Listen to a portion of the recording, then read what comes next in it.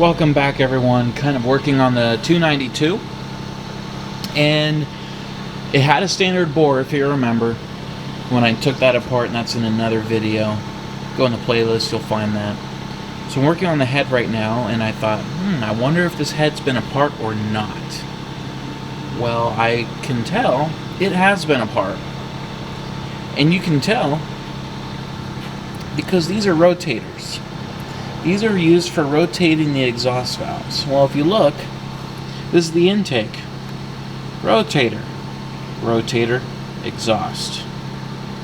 Exhaust. No rotator. Intake. Rotator. The difference you can see here is it's got this little extra ring in here. And the idea is this rotates so that your exhaust valve slowly, well, it rotates. I'm saying that word a lot. Doing that helps the exhaust valve not burn up, and it gives it a nice clean seal every time it goes up and down. So whoever had gone through the head, I don't know, maybe they didn't know, or they were in a hurry, cheap job.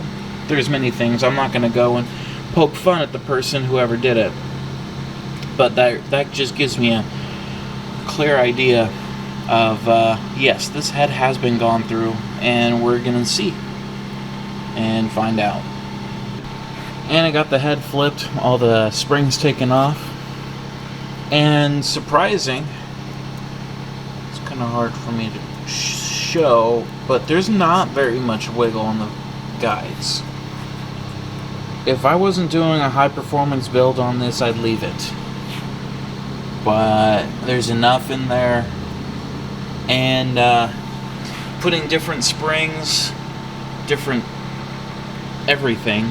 Going to be putting a lot bigger valves in here too. There's a lot of stuff I'm going to be doing in this head that I might as well just do the guides anyways. But yeah, pretty good shape. Definitely going to be throwing these valves in a box to save for another day. They look to be in really nice shape. And so yeah, we're going to get this thing taken apart, cleaned, and start the next part of the process. I haven't decided yet on what size valves to go with. Kind of looking at 12 bolt and what kits they have. There's a 184 and a 193 valve. I'm not sure what I'm going to go with yet. I need to call and ask them what they recommend for this. And maybe, I don't know, maybe I'll source the valves myself, get it figured out through my suppliers. I'm not sure yet. There's lots of directions to go on this build, so the first time I do this build is going to be hard. The second time, which probably will never happen again. But yeah, it is Friday. It's getting close to the end of the day. I'm tired. And yep. Got a quick one for you guys. The oil pump that I wanted was slightly different, and I'll show you in just a bit. But I decided, you know what? I don't want to wait for the right oil pump or get the right oil pump too. And it was just barely different. So I've got these swirls in here for where the oil pump rides. And I thought, you know what? I'm just going to take a skim cut with my fly cutter, resurface it, and then save me some time. And then just get going on the project.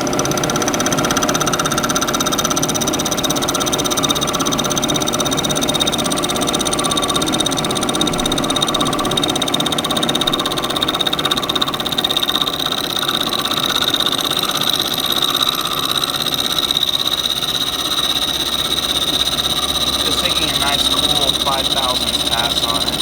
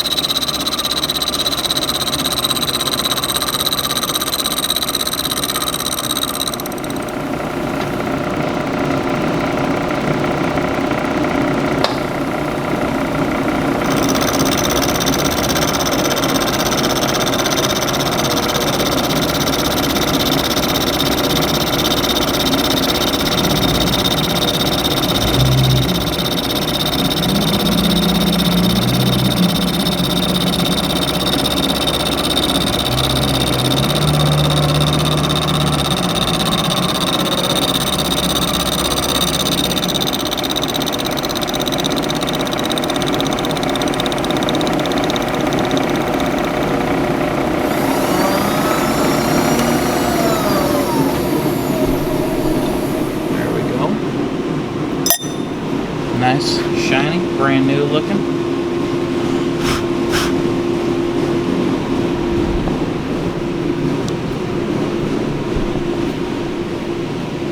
Okay, so this is the oil pump right now. This is a John Deere 359, 5.9 liter. And here's the difference. So I got a new oil pump, and then this cover where the tube goes in, got a slight angle there. The original was straight. So yeah, you can get, they call it a tube end